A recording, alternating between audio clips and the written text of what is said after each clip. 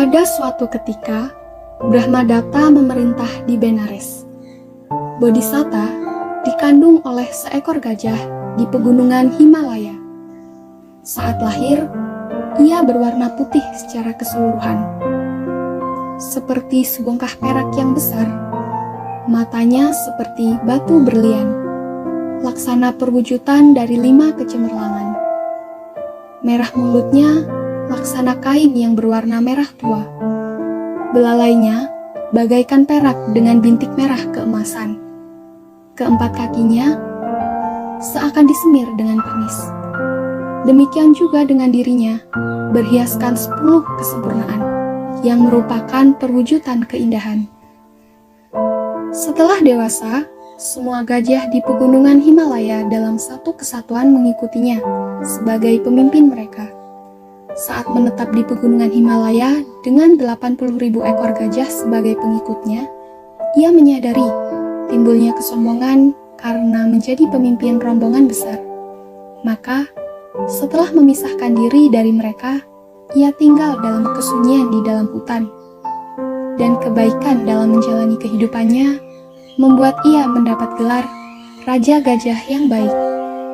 Sementara itu, ada seorang perimba dari Benares yang datang ke pegunungan Himalaya. Ia masuk ke dalam hutan untuk mencari kayu-kayu sebagai mata pencahariannya.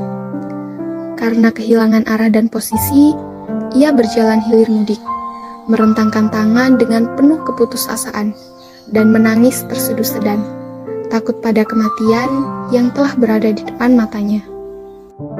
Mendengar suara tangisan seseorang, Bodhisatta digerakkan oleh rasa belas kasihan dan memutuskan untuk menolong lelaki tersebut.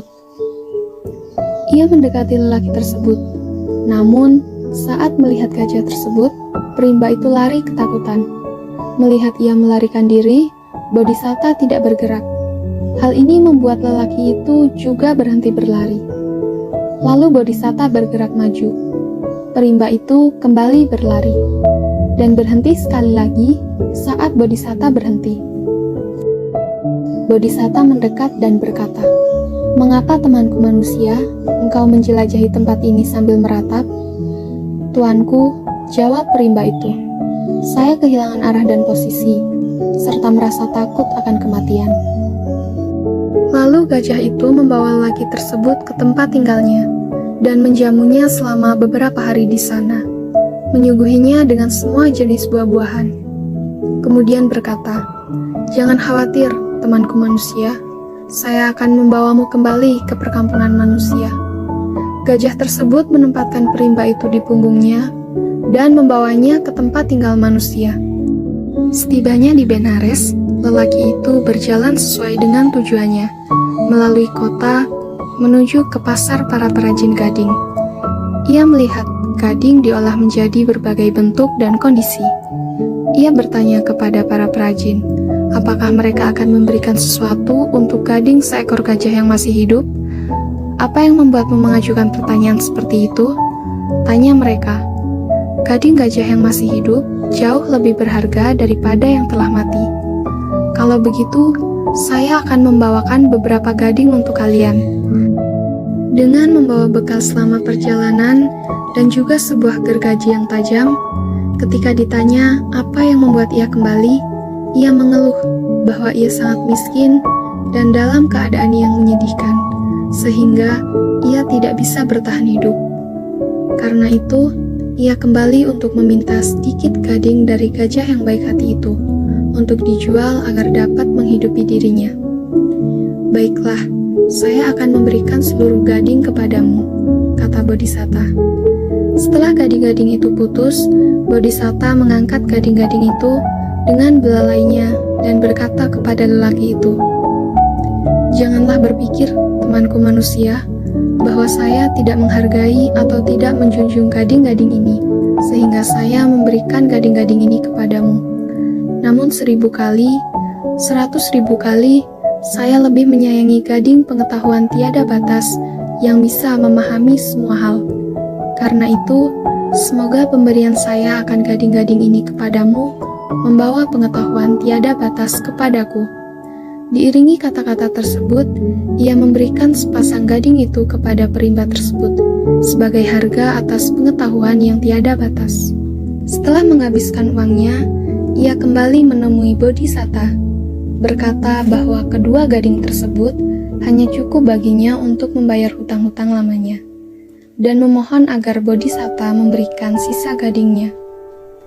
Bodhisatta menyetujuinya, dan memberikan sisa gadingnya setelah membiarkannya dipotong seperti sebelumnya. Lalu penjahat yang sangat keji itu menginjak belalai Bodhisatta, belalai yang suci laksana untaian perak, dan merangkak naik ke atas pelipis calon Buddha itu, yang bagaikan puncak gunung Kelasa yang bersalju, menyepak akar gading itu hingga dagingnya terkelupas.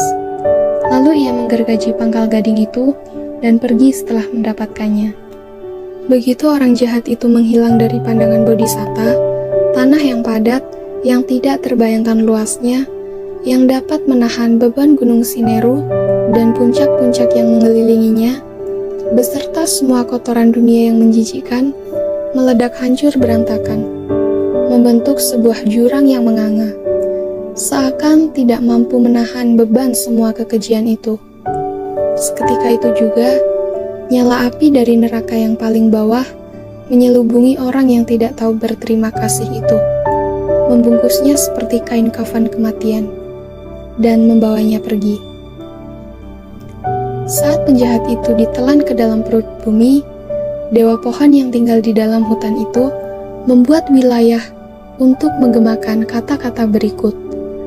Bahkan, hadiah berupa kerajaan yang meliputi seluruh dunia pun tidak dapat memuaskan mereka yang tidak tahu berterima kasih dan tidak tahu bersyukur.